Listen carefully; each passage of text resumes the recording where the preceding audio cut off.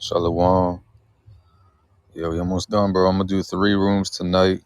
After this one, I'm gonna have one at 5 for what's that? Esther, I think. And then 7, we're gonna finish Daniel. And tomorrow we're gonna hit Ezra. Next day hit Nehemiah. Well, actually no, Ezra and Nehemiah tomorrow. And then we finish up Chronicles Monday, or was it Tuesday through Thursday or whatever? Or Monday through Thursday. So yeah, we can start that new Torah cycle whenever y'all want to start that. I don't know if y'all want to do it on YouTube or another, or if y'all want to run the readings and stuff. I'll just chill back. I can read with y'all too though, but I'm gonna get started in a few. I'm gonna sip on my coffee real quick.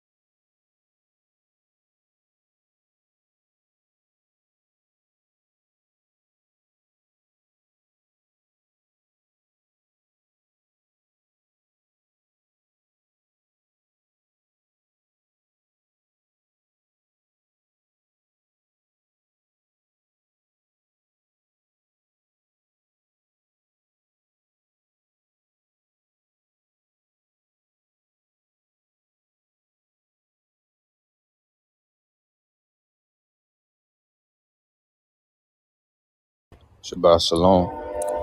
And I got this damn bee in my face, so I'm trying to read and shit. Y'all hear me?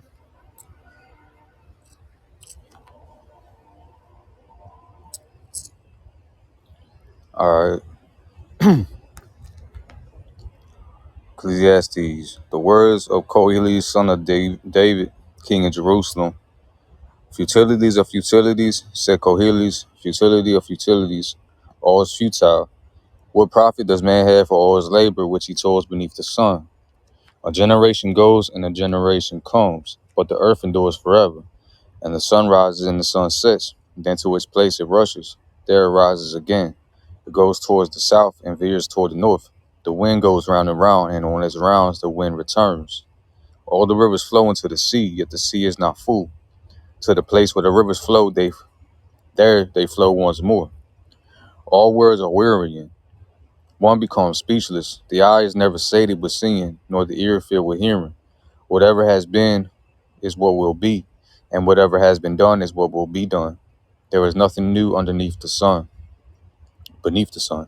Sometimes there is something of which one says, look, this is new. It has already existed in the ages before us. As there is no recollection of the former ones, so too of the latter ones that are yet to be. There will be no recollection among those that of a still later time. I, Koheles, was king over Yasharal in Jerusalem. I applied my mind to seek and probe by wisdom all that happens beneath the sky. It is a sorry task that Elohim has given to the sons of man with which to be concerned. I have seen all the deeds done beneath the sun, and behold, all is futile in the vexation of the spirit. A twisted thing cannot be made straight, and what is there cannot be numbered. I said to myself, here I have acquired great wisdom, more than any of my predecessors over Jerusalem, and my mind has had much experience with wisdom and knowledge. I applied my mind to know wisdom and to know madness and folly. I perceive that this too is a vexation of the spirit. For with much wisdom comes much grief, and he who increases knowledge increases pain. Chapter 2. Shalom, Judah. I said to myself, come, I will experiment with joy and enjoy pleasure. That too turned out to be futile. I said of laughter, it is mad, and of joy, what does it accomplish? I venture to stimulate my body with wine while my heart is involved with wisdom, and to grasp folly until I can discern which is best for mankind to do under the heavens during the brief span of their lives. I acted in grand style.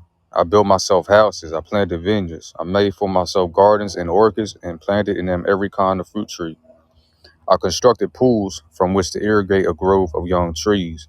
I bought slaves, male and female, and I acquired stewards. I also owned more possessions, both cattle and sheep, than all of my predecessors in Jerusalem. I amassed even silver and gold for myself, and the treasure of kings and the provinces. I provided myself with various musical instruments, and with every human luxury, chests and chests of them. Thus I grew and surpassed any of my predecessors in Jerusalem. Still my wisdom stayed with me. Whatever my eyes desired, I did not deny them. I did not deprive myself of any kind of joy. Indeed, my heart drew joy from all my activities, and this was my reward for all my endeavors. That reminds me of that verse we read in Proverbs where it says something about and what did it say?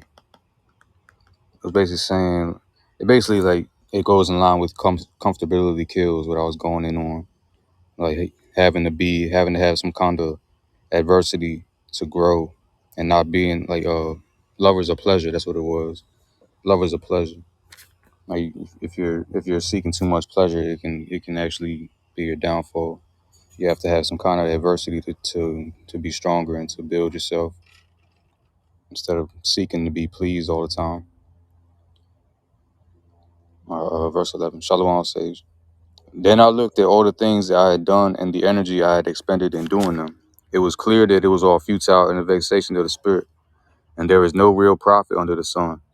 Then I turned my attention to appraising wisdom with madness and folly. For what can man who comes after the king do? It has already been done. And I perceive that wisdom excels folly as light excels darkness. The wise man has his eyes in his head, whereas a fool walks in darkness. But I also realize that the same fate awaits them all. So I said to myself, the fate of the fool will befall me also. To what advantage then have I become wise? But I concluded that this too was futility, for there is no comparison between the remembrance of the wise man and of the fool at all. For as the succeeding days roll by, it's all forgotten.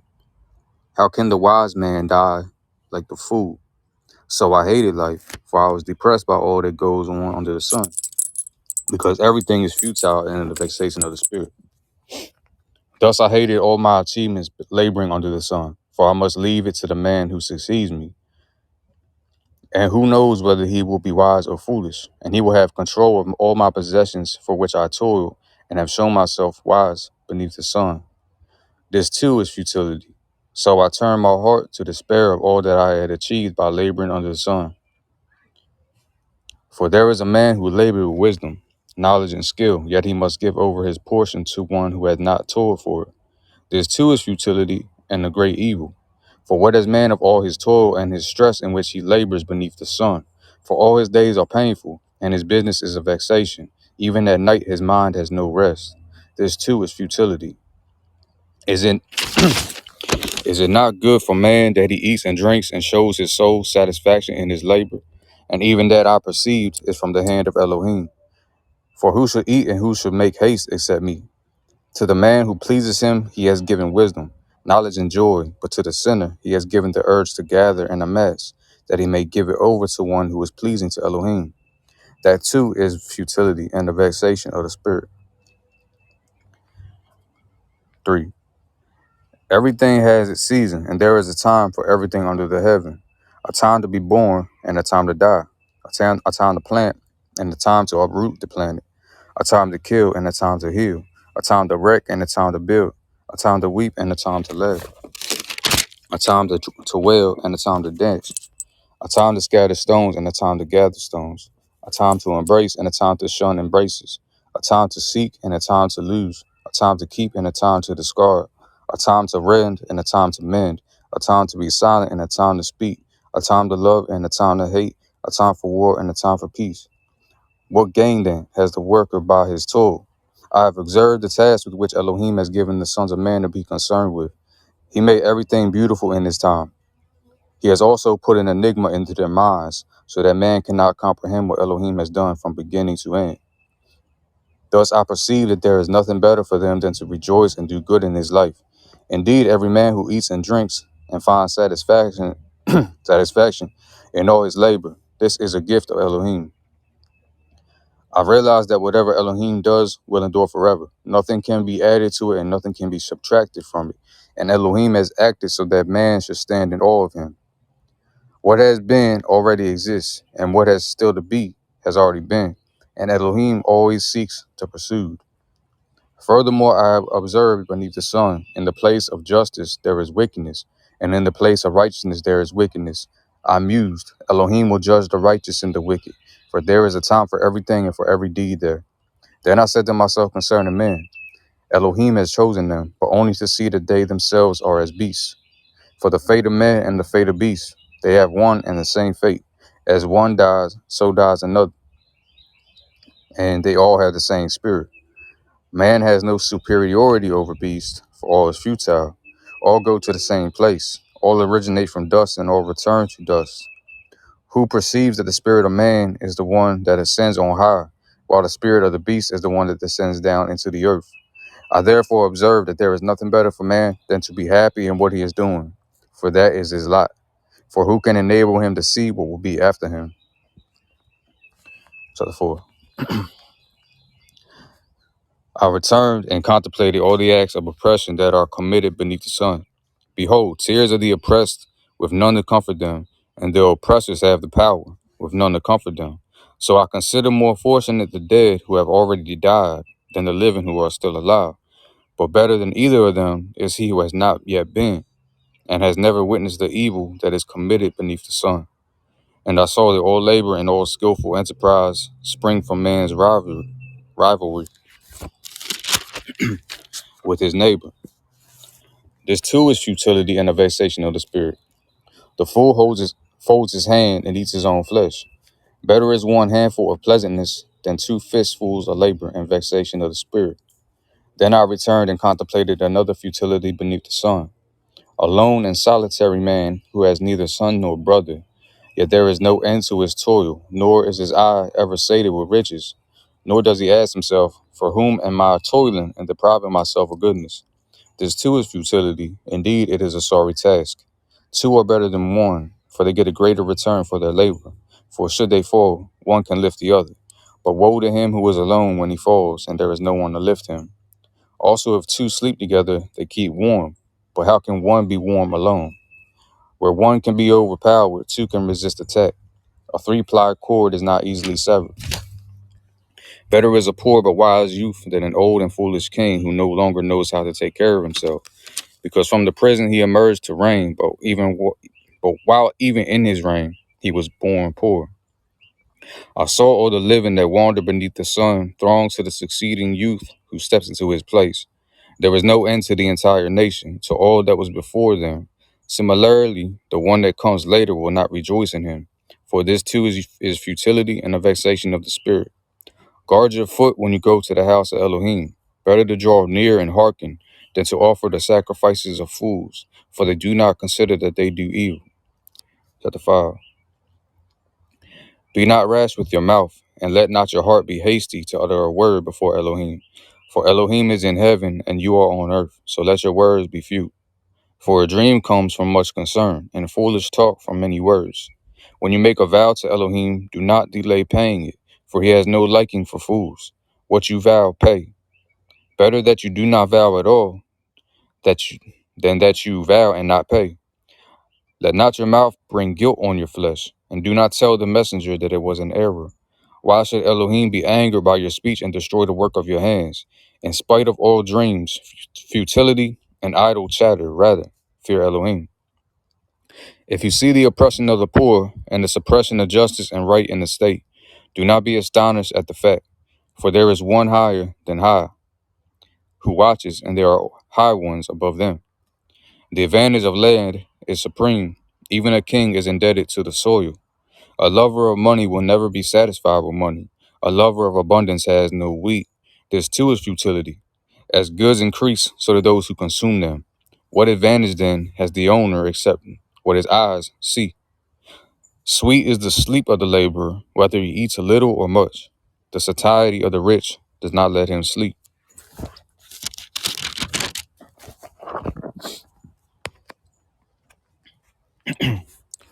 There is a sickening evil which I have seen under the sun.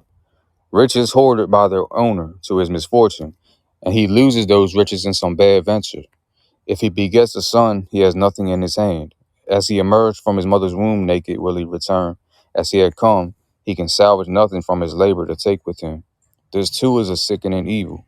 Exactly as he came, he must depart. And what did he gain by toiling for the wind? Indeed, all his life he eats in darkness. He is greatly grieved and has illness and anger. So what I have seen to be good is that it is suitable to eat and drink and enjoy pleasure with all one's labor that he toils beneath the sun during the brief span of his life that Elohim has given him, for that is his lot.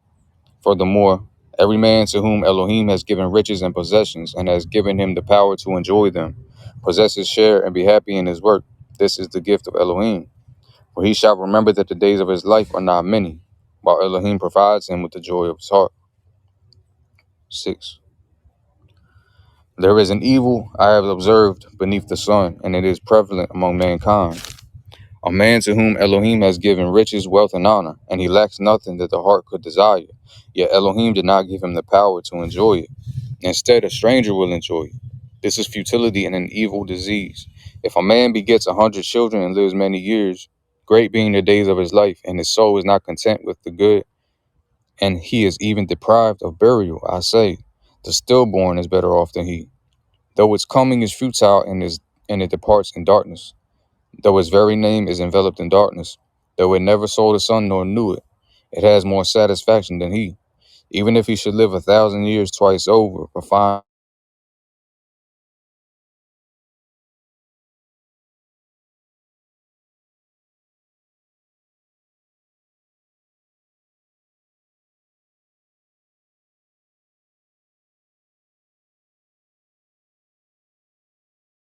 I see than what is imagined. That too is futility and the vexation of the spirit. What has been was already named, and it is known that he is but a man. He cannot contend with one who was mightier than he. There are many things that increase futility. How does it benefit man? Who can possibly know what is good for man in life? During the short span of his futile existence, which he should consider like a shadow, who can tell a man what will be after him beneath the sun? 7.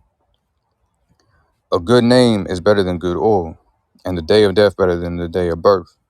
It is better to go to the house of mourning than to go to a house of feasting, for that is the end of all man, and the living should take it to heart.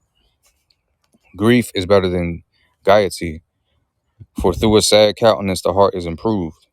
The thoughts of the wise turn to the house of mourning, but the thoughts of a fool to the house of feasting.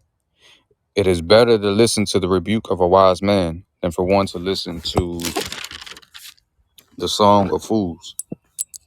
For like the crackling of thorns under a pot, so is the laughter of the fool, and this too is futility. For oppression makes the wise foolish, and a gift corrupts the heart. The end of a matter is better than its beginning. Patience is better than pride. Do not be hastily upset, for anger lingers in the bosom of fools. Do not say, how was it that former times were better than these?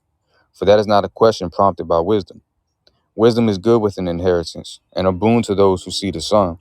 For to sit in the shelter of wisdom is to sit in the shelter of money, and the advantage of knowledge is that wisdom preserves the life of its possessors.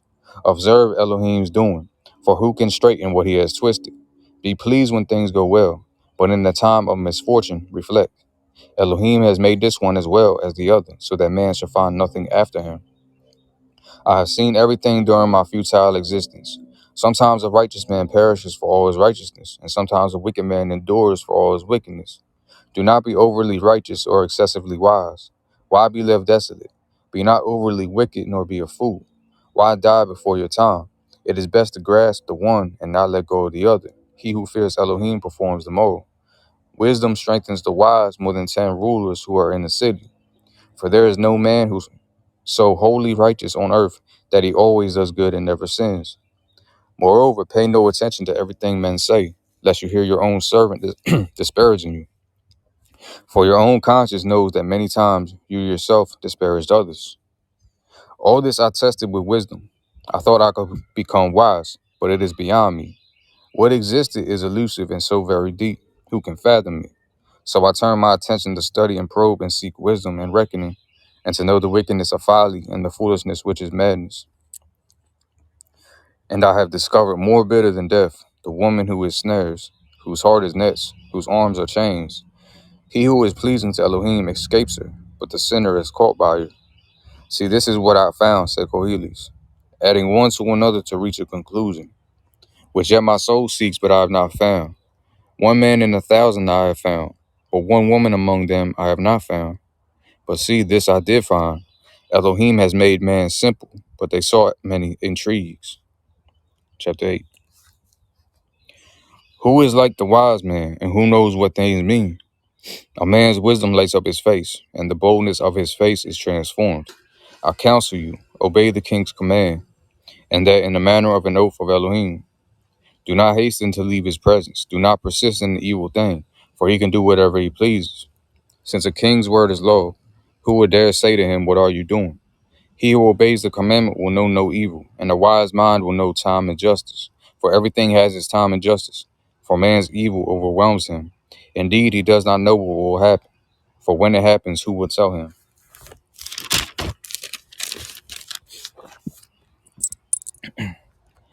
Man is powerless over the spirit to restrain the spirit, nor is there authority over the day of death, nor discharge in war, and wickedness cannot save the wrongdoer. All this have I seen, and I applied my mind to every deed that is done under the sun. There is a time when man rules over another to his detriment. And then I saw the wicked buried and newly come, while those who had done right were gone from the holy place and were forgotten in the city. This too is futility, because the sentence for wrongdoing is not executed quickly. That is why men are encouraged to do evil, because a sinner does what is wrong 100 times, and he is patient with him. Yet nevertheless, I am aware that it will be well with those who fear Elohim, those that show fear before him, and that it will not be well with the wicked, and he will not long endure, like a shadow, because he does not fear Elohim. There is a futility that takes place on earth.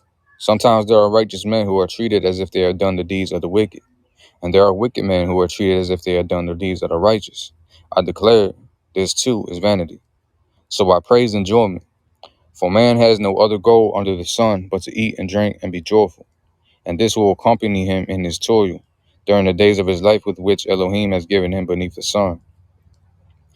When I set my mind to know wisdom and to observe the activity which takes place on earth, for even day or night its eyes see no sleep, and I perceived all the work of Elohim. Indeed, man cannot fathom the events that occur under the sun, inasmuch as man tries strenuously to search, but cannot fathom it. And even though a wise man should presume to know, he cannot fathom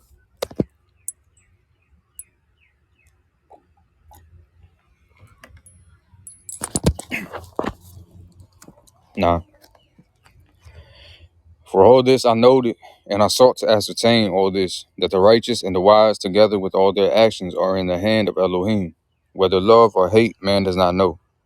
All preceded them. All things come alike to all. The same fate awaits the righteous and the wicked, the good and the clean and the unclean, the one who brings a sacrifice and the one who does not. As is the good man, so is the sinner. As is the one who swears, so is the one who fears an oath. This is an evil about all things that go on under the sun, that the same fate awaits all. Therefore the heart of man is full of evil, and madness is in their heart while they live, and after that they go to the dead. For he who is attached to all the living has hope, a live dog being better than a dead lion. For the living know that they will die, but the dead know nothing at all. There was no more reward for them. Their memory is forgotten. Their love, their hate, their jealousy have already perished. Nor will they ever again have a share in whatever is done beneath the sun.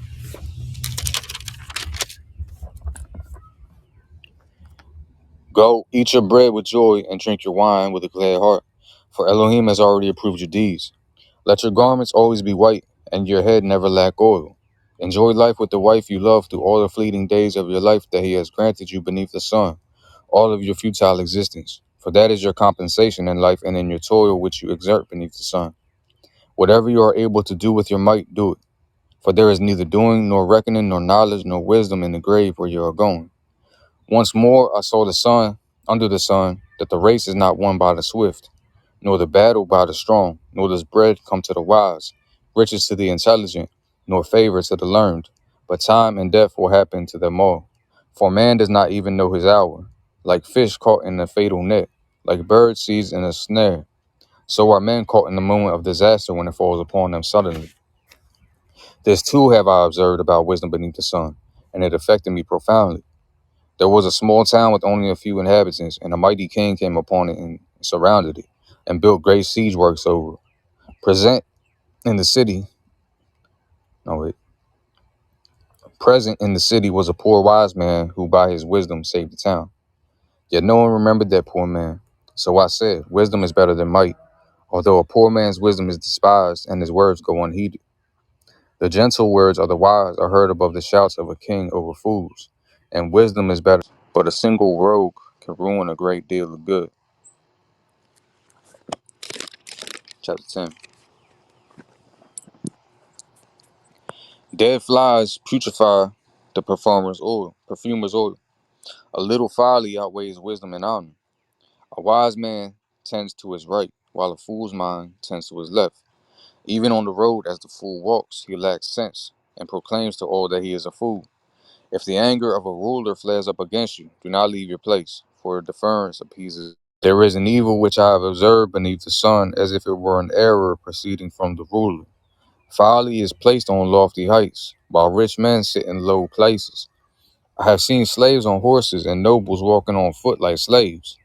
He who digs a pit will fall into it, and he who breaks down a wall will be bitten by a snake. He who moves about stones will be hurt by them. He who splits logs will be endangered by them. If an axe is blunt and one has not honed the edge, nevertheless it strengthens the warriors. Wisdom is a more powerful skill. If the snake bites because it was not charmed, then there is no advantage to the charmer's art.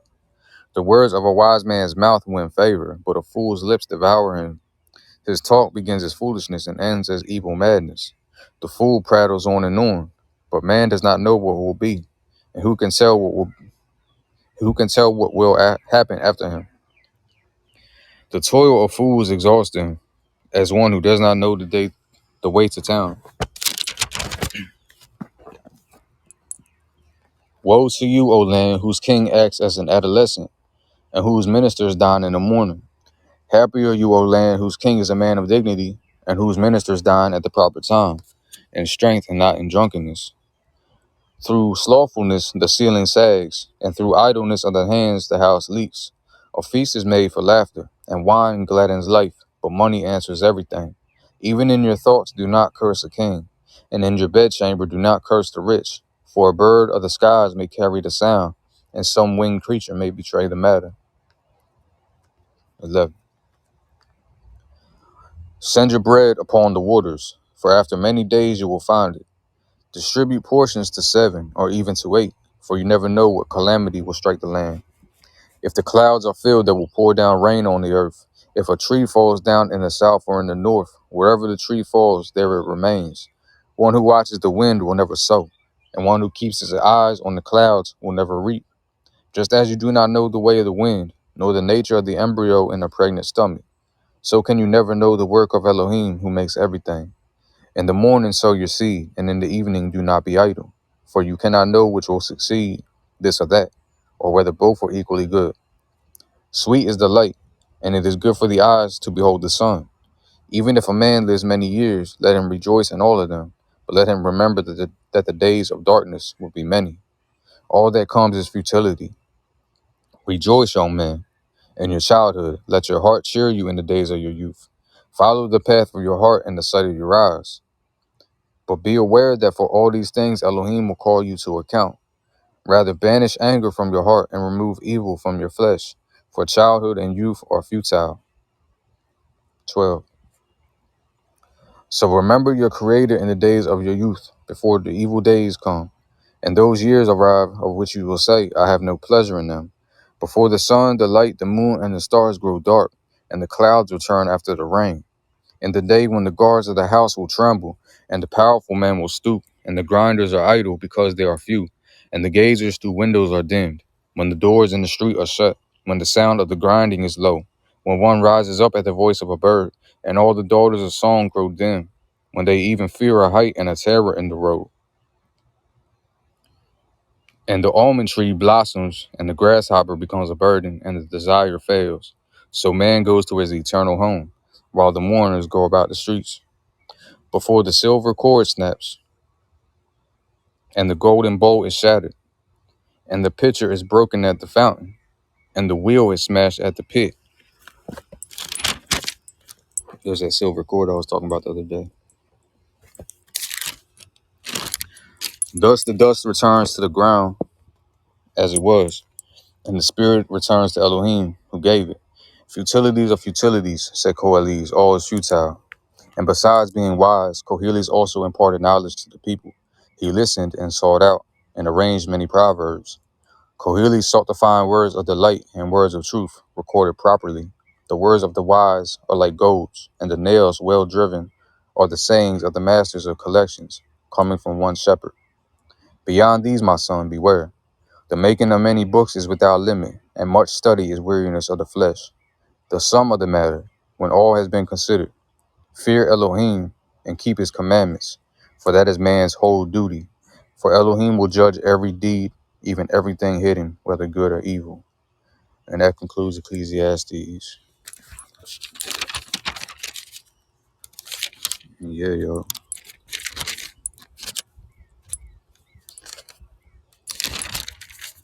We're going to pick up on Esther at like 5. And then, what is it? What's it, Neil? Daniel tonight at 7. We're going to finish all those tonight. And we're going to be done this cycle Thursday night, and we can start a new Torah portion Shabbat. So yeah, y'all. I'll be back in like an hour and a half. I'm gonna go eat something, finish my coffee, pray a little.